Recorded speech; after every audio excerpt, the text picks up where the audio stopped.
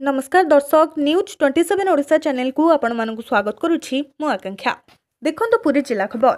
जिला स्तरीय पंचायत दिवस स्थानीय जिला ग्राम्य उन्नयन संस्था सम्मेलन कक्षरे पालित हो जाइछि।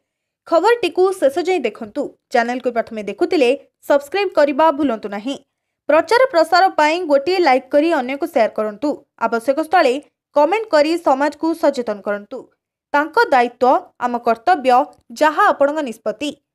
पुरी रे जिला स्तरीय पंचायतराज दिवस स्थानीय जिला ग्राम्य उन्नयन संस्था सम्मेलन कक्षरे पालित हो जाइछि।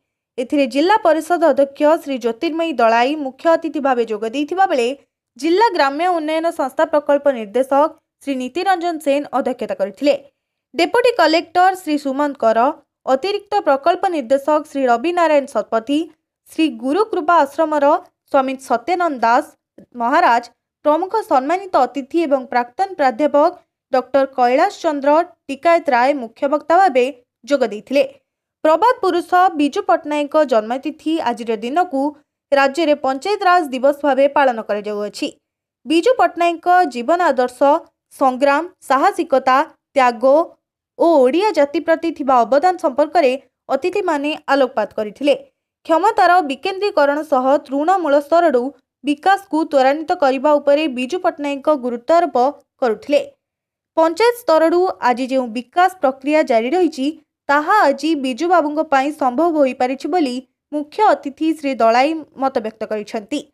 एही अवसर में उपस्थित डेप्यूटी कलेक्टर श्री जितेंद्र कुमार पात्र, जिला परिषद सदस्य, स्वयं सहायक गोष्ठीर सदस्य प्रमुख जोगदे प्रबाद पुरुष बिजू पट्टनायक त्याग संपर्क में मत व्यक्त करथिले। आज सकाळे सामंत चंद्रशेखर महाविद्यालय खेल पड़िया आयोजित बंधुत्वपूर्ण क्रिकेट मैच रे जिला परिषद एकादश चैंपियन होइतिबा बेले डीआरडीए एकादश रनर्स अप होइछंती।